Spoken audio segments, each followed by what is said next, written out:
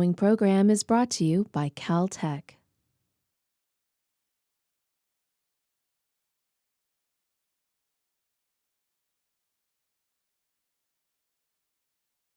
Our next speaker is Professor John Rogers. He's the Swanlund Chair Professor in Engineering at the University of Illinois at Urbana-Champaign, also investigator in our LMI EFRC. He's currently the director of the Site's Materials Research Laboratory at UIUC. Professor Rogers' research includes fundamental and applied aspects of nano and molecular scale fabrication, as well as materials and patterning techniques for unusual format electronics and photonic systems. Current research focuses on soft materials for flexible macroelectronic circuits, nanophotonic structures, microfluidic devices, and microelectromechanical systems. Dr. Rogers has published over 200 papers, co-inventor on over 70 patents and patent applications, more than 40 of which are licensed or in active use by large companies including Lucent Technologies and startups like Active Impulse Systems and Semprius. Dr. Rogers has been recognized with many awards, including most recently the Mid-Career Researcher Award from the Materials Research Society in 2013, and the Lemelson MIT Prize in 2011, and a MacArthur Fellowship in 2009. Today he's going to be telling us about microscale solar cells for macroscale power generation. Thank you. All right. Great, thanks a lot for that introduction. It's a real pleasure to be here and to participate in this webinar. I'll spend the next 30 minutes talking to you about some work that we've been doing at Illinois in close collaboration with other PIs within the LMI EFRC around the notion of building very small, very thin solar cells and configuring them in ways that optimize light harvesting and enable sort of macro scale power generation of possible relevance for low-cost utility scale types of applications. So what I'll do is I'll step through sort of three areas. One is I'll just provide a very brief introduction and a perspective on photovoltaic technologies generally. I won't spend too much time there because Harry has already provided a very good context and background in that sense.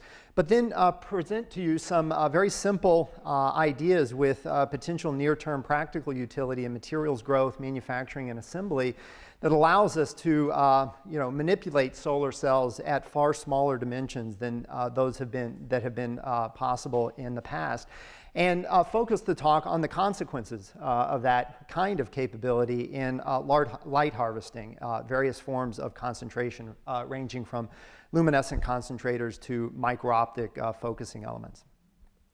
So if you're going to work in photovoltaics, it's useful to be mindful of the overall landscape. And this slide does a fairly good job of that. Many people have probably seen this before. This is a chart that NREL puts out to sort of summarize the performance of various solar cell options and the time rate of change of that performance over some period since 1975 to the present.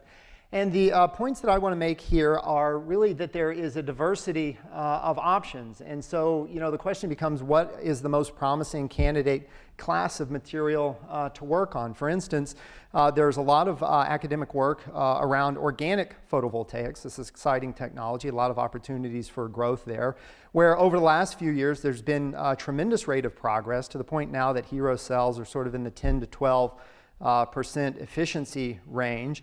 And so that number is relevant. The other one is the time rate of change of the efficiency, let's say over the last decade. And for organics, it's been very rapid at about 0.6% absolute per year.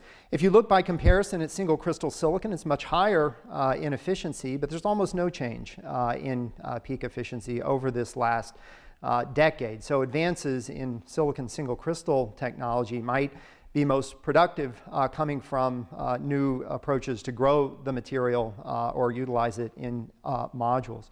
The most interesting data, at least from my own personal standpoint, is up here where you find hero cells with efficiencies north of 43%. These are complex multi-junction compound semiconductor cells where these extreme efficiencies are possible at high concentration. So focusing incoming sunlight to high concentration ratios enables these kind of performance metrics. The absolute value of the efficiency is notable. What's almost even more striking is the time rate of change. If you look at the change in efficiency, again, absolute over the last decade, it's about 0.9% per year. So not only offering much higher efficiency compared to organic, improving much more quickly as well. And furthermore, there are plausible arguments that one can find in the literature that would suggest that this efficiency could reach the 50% range in the next 5 to 10 years. And so what's the problem? The problem with this class of technologies is too expensive. The materials are expensive. You can't really afford to distribute them at full area coverages as a result. And so a lot of the research in this area where I feel there are opportunities is in optimizing the way that that material and that technology is deployed and how it's coupled with light harvesting elements. And so that's what I'm going to focus on in the next 20 minutes or so is a set of ideas that we have found to be useful for application in this kind of technology and silicon monocrystalline cell technologies as well. And the key idea is really building off of this notion of epitaxial liftoff as a way to eliminate the cost of the growth substrate in these epitaxial cells. And that idea was originally put forward by Eli Jablanovic when he was at Belcore. And what we wanted to do is to try to add some additional ideas on top of that base concept to extend the utility. And there's really a couple of aspects where we think there may be some utility here. And the first is instead of doing epitaxial liftoff in a single layer geometry, extend that concept to multi-layer stacks. Which can be grown in very thick deposits in ways that eliminate time associated with load and unload cycles that would otherwise be necessary in a single layer epitaxial liftoff scheme. And so in this type of approach, you grow thick multi-layer stacks of active materials, let's say gallium arsenide, separated by high aluminum content gallium aluminum arsenide, which etches at about a factor of 1,000,000 times faster in HF than gallium arsenide. So if you grow that multi-layer stack, you etch down through the stack to expose the sidewalls, you immerse the whole thing in HF, you eliminate the aluminum arsenide and lift off really bulk quantities of semiconductor sort of photovoltaic grade crystalline gallium arsenide and related compounds, all in a way that doesn't consume the growth wafer. So you can refinish the surface and do this process over and over again. This kind of multi-layer approach has the potential to reduce further the cost of the material by making more efficient utilization of the growth chamber. The other thing that we have tried to do here is to define overall lateral dimensions of these objects to be in a size regime that's much smaller than has been examined in the past. From a practical standpoint, that facilitates the undercut etching process, allows that to happen much more quickly. And as I'll describe a little bit later in the talk, that those small lateral dimensions have many other benefits as well. So that's the concept. What does it look like when it's actually implemented? And so this view graph gives cross-sectional SEM microscope images of the kinds of stacks that one can grow. In this case, it's a 40-layer stack of alternating layers of gallium arsenide about 200 nanometers thick with aluminum arsenide release layers at 20 nanometers thick. And you can see you can grow extremely high quality, very thick multi-layer deposits in this way with little to no defects. Etch down through, eliminate the aluminum arsenide, and then lift off large quantities of films of gallium arsenide. You can do that in pure materials, might be useful for RF electronics. For solar cells, you can do the same thing in various alloys to generate multi-layer stacks that provide functional configurations for high performance, in this case, single junction solar cells. But you can do that in addition to just pure layers of gallium arsenide, maybe from MESFETs or near-infrared detectors, all separated by these sacrificial release layers to enable effective liftoff. So if you do that, you etch down through, in this case, define lateral dimensions that are sort of 200 microns on a side. You lift all of this material off of the growth wafer. You end up with a solution slurry of this stuff. If you deposit it back down onto a surface, this is what it looks like. We're sitting on a piece of filter paper.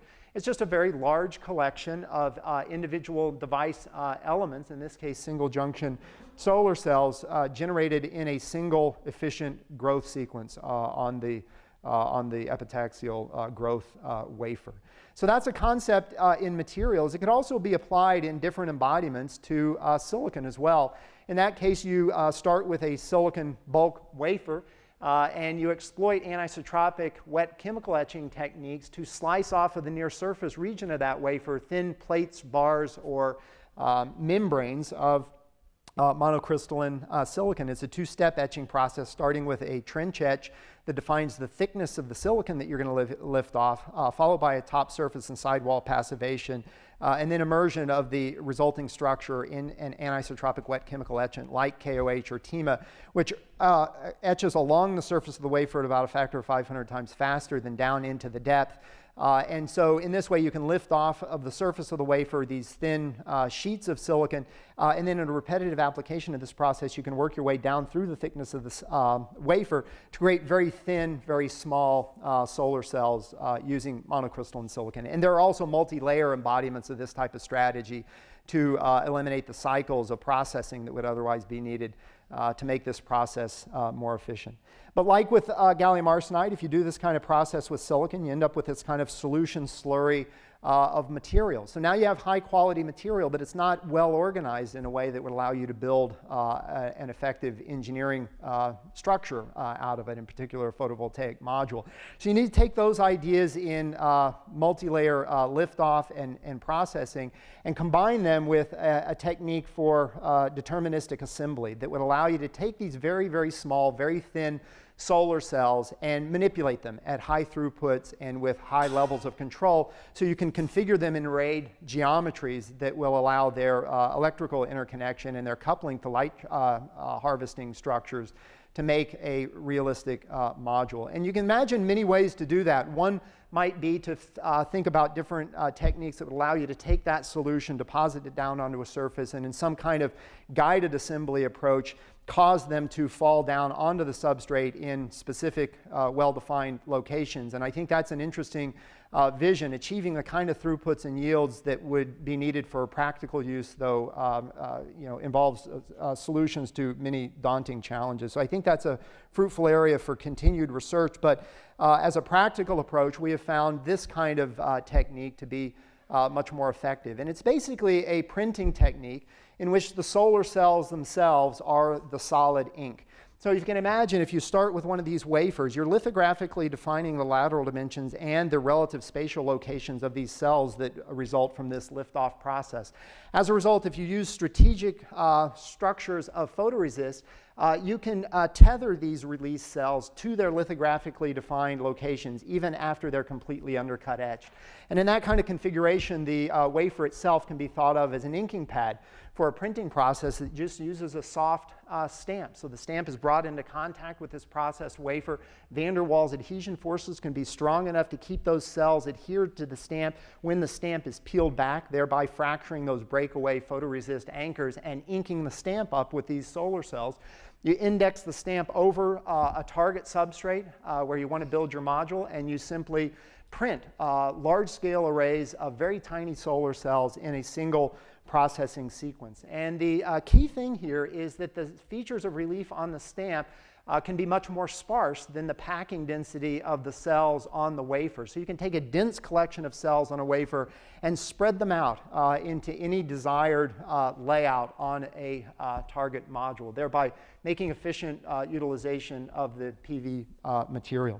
So that's the strategy for assembly and manufacturing. The core scientific content revolves around questions of how do you control the strength of this soft adhesion that forms at the interface between the elastomeric stamp and the solar cells themselves, because you want that adhesion to be strong enough to enable high efficiency release and inking of the stamp, but that adhesion cannot be too strong because the solar cells need to come off of the stamp onto the module substrate during the printing part of this process. And there are a variety of ways to do that, ranging from exploiting viscoelastic effects in the stamp itself to adding sort of bio-inspired relief structures on the stamp surface that allow you to switch the strength of adhesion from strong during inking to weak during printing. And that can be made to operate extremely high efficiencies and with very good registration accuracy at the level of half micron 3 sigma, with throughputs corresponding to about 1 million cells per hour in printing systems that look something like this. So this is an engineered automated printer with a vision system that allows you to view the target substrate through the transparent stamp, which is mounted here. There are a number of load cells. There's a z-axis stage here and then an x and y stage down here. So this would be the inking pad, the processed gallium arsenide wafer with the released solar cells, and the stamp can move here to ink and then move over here to print. So that's a capability that allows you to manipulate solid material structures with thicknesses from about 3 nanometers to 30 microns without any trouble, with lateral dimensions down to about 1 micron on a side to 1 centimeter on a side. So it's a very versatile type of approach for doing manufacturing. With materials at thickness scales, it would be very, very difficult or impossible to handle with a pick-and-place machine, and at throughputs that are much, much higher, because it's a parallel type of operation where each printing step might deliver 10,000 cells to a target module substrate. So here's an example of that kind of area expansion that's enabled by step and repeat printing with sparse arrays of relief features on the stamp. So here's a dense collection. This is Al-in gap LEDs, actually, but in a dense configuration released from the underlying growth substrate. And then in a step and repeat process, you can take those very, very tiny LEDs, could be solar cells, and then distribute them at any pitch that you desire on a target surface. And that's an essential capability. So you can do this now with silicon or whatever your favorite photovoltaic material is. Here's an example of silicon cells created using that etching process and then delivered to a target substrate where we're studying efficiency as a function of thickness. You could go much thinner, but what you see is you begin to see a roll-off in effective efficiency at thicknesses below about 20 microns. No light trapping, no backside reflectors, and that's just due to incomplete absorption. And so if you move into this very thin film regime enabled by these kind of processing and assembly techniques, light trapping becomes critically important, and light management, and that's really a key and essential topic of this EFRC.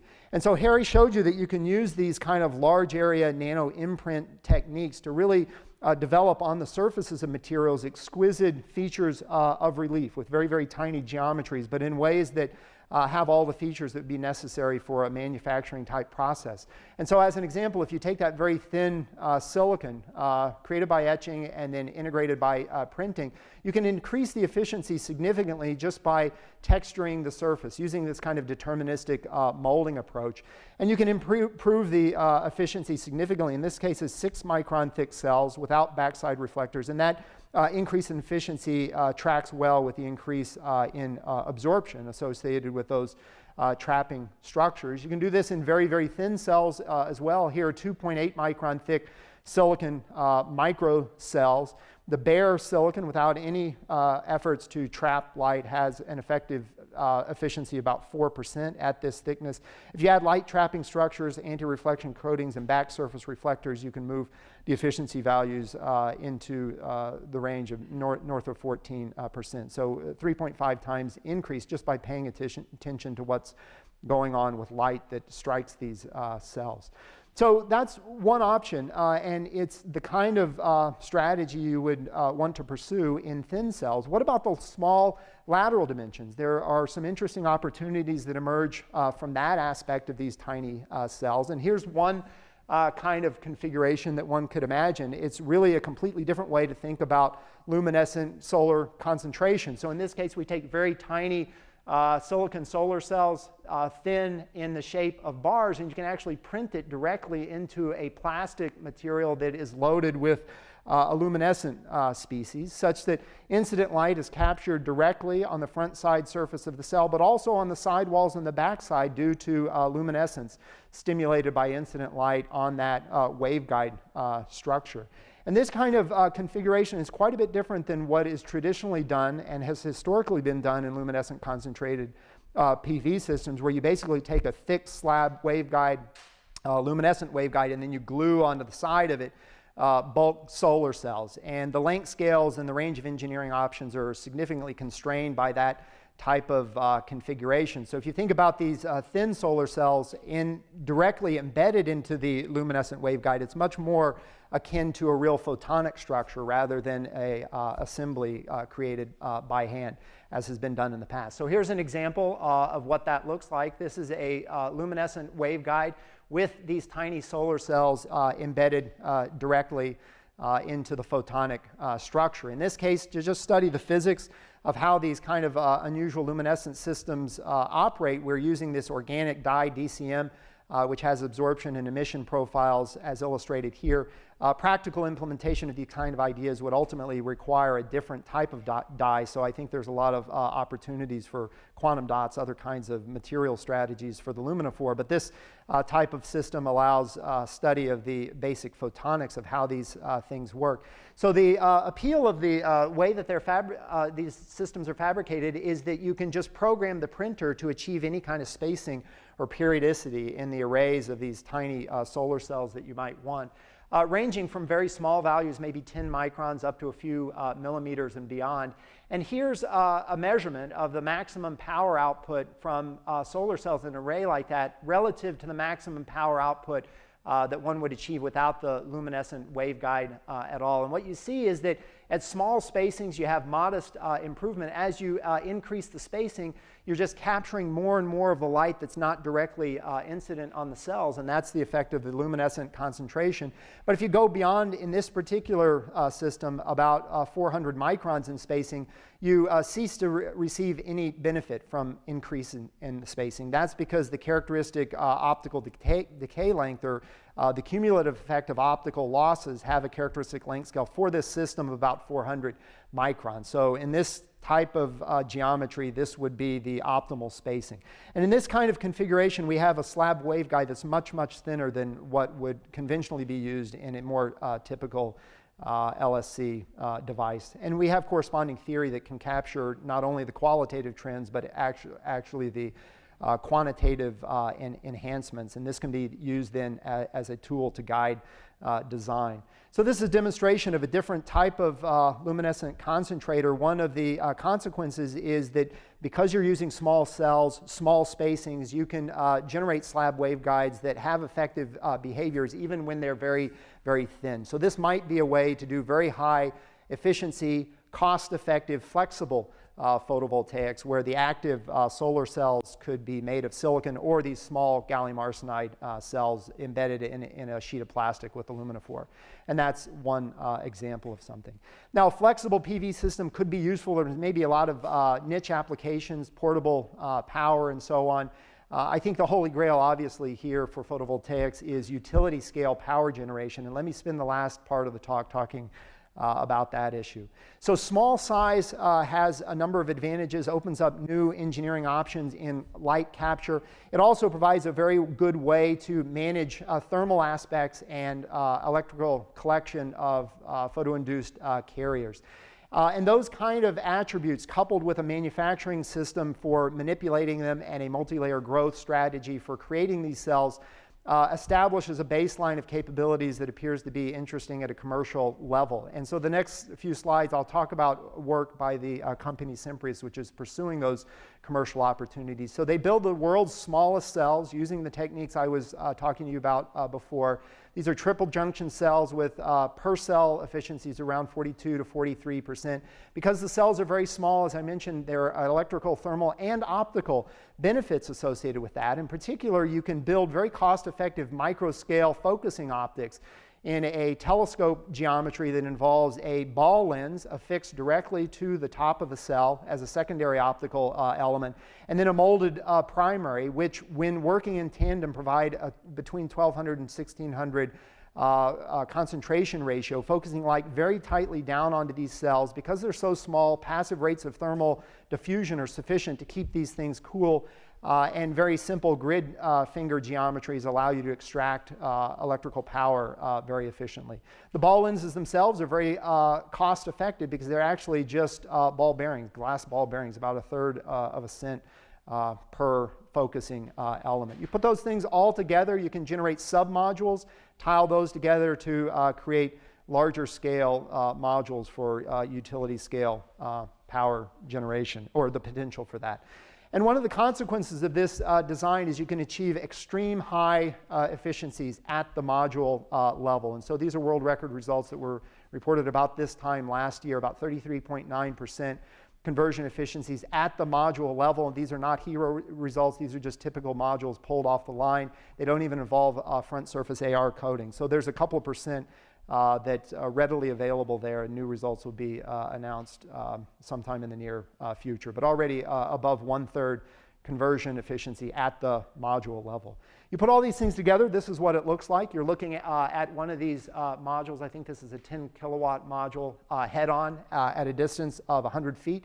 There are about 100,000 of these printed microcells, ball lenses in this cumulative array. You'll notice that the acceptance angle is narrow. It's about 1 degree, so you really only see the cells when you're looking directly normal to the integrated module. That's why this region of the system looks black and everything else looks white, because the backplane is white. Look at the backplane here and the cells here.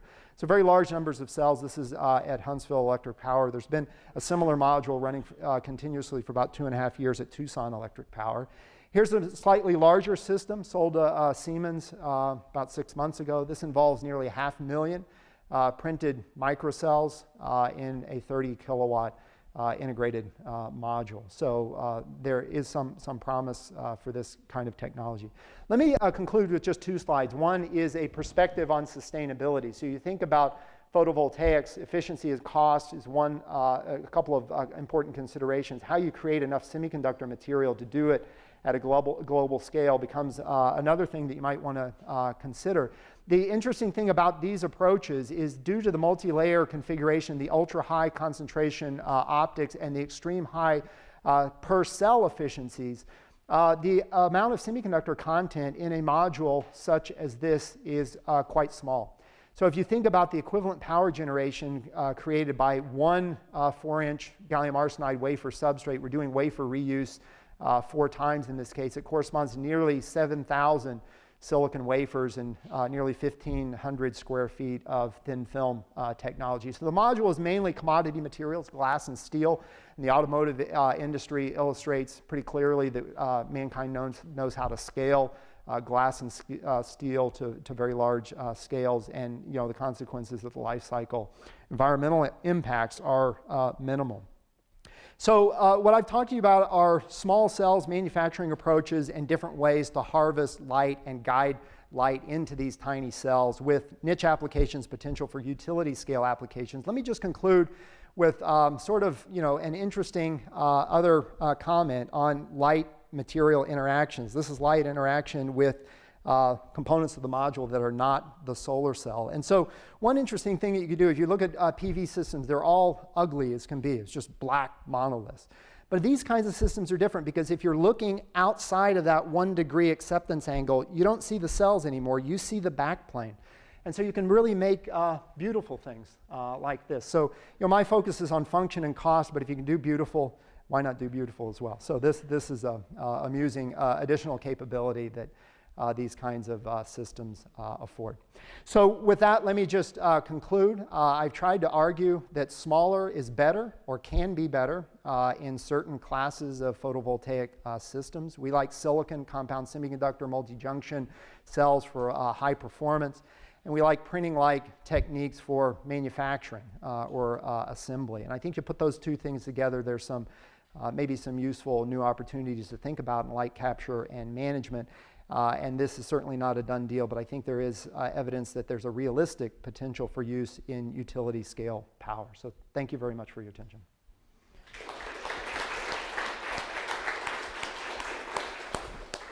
Are there any questions from our audience? We have an online question.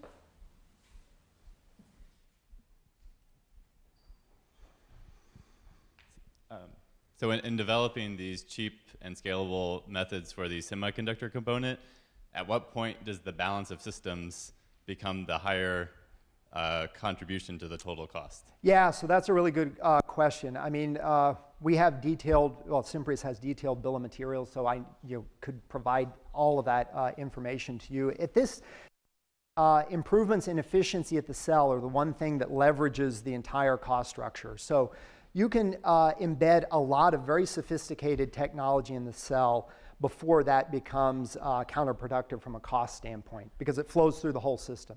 And so it's one appealing attribute of the technology from the standpoint of a materials scientist or a photonics guy. There's just a lot of room for innovation that you can embed in the cell without blowing up the cost.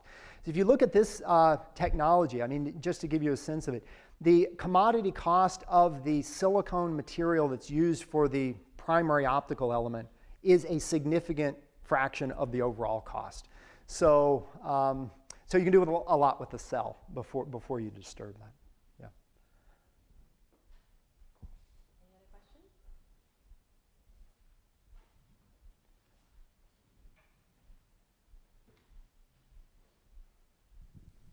questions? So my question is, I guess related to the weight of all of the extra structures. So for like CAD-TEL cells, for example, they're too heavy to put on your roof. But with this structure, you know, specifically with the printed background, could you give yourself a really cool logo on your roof, you know, butterfly design to see from space, Yeah. and also have your roof be photovoltaic? Yeah, we'd like to do that. I mean, there has been one commercial system using that kind of design that's been sold to Duke Energy in North Carolina. So it's Duke Energy logo on the background. So they have one of these things up and running. In terms of the overall weight and also the size profile of these systems, I didn't really highlight it, but small is good in both of those senses as well. Because high concentration photovoltaics in itself is not a new concept, but it's traditionally done with large Fresnel lenses or parabolic mirrors coupled with conventionally sized solar cells. And as a result of that, you end up with a module that has a large thickness and significant weight. And that's a problem primarily in the design of the tracker. For these kinds of systems, the tracker cost could be a third of the overall cost. And if you have to design a tracker that can move around a very heavy, bulky module, then there's an incremental cost associated with that. So small and thin and low profile has benefits in that kind of sense as well.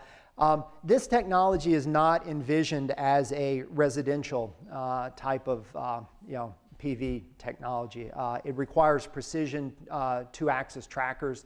There's only a 1 degree acceptance angle.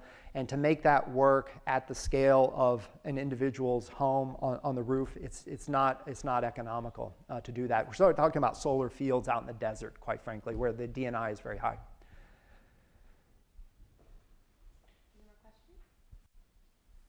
There was a technical question from online about the epitaxial liftoff procedure, and can you do that in any other systems besides gallium arsenide or aluminum arsenide, or is it only that special case? Yeah, so it's not trivial. You have to find the right materials combinations, and some of that we do in my university group at Illinois. Happy to talk about all those cases. There are other sort of proprietary things that Simprius does that I can't talk about. So it's not completely generalizable, and there are constraints on the cell configurations that arise from the need to have a sacrificial release layer. Simprius has found that they've been able to work around and achieve releasable cells that have efficiencies right near the world record. So they haven't suffered a penalty in terms of performance as a result of the need to have that release layer in. But it's not trivial. I mean, it requires substantial thought, and it does impose some constraints on materials choices in the cells.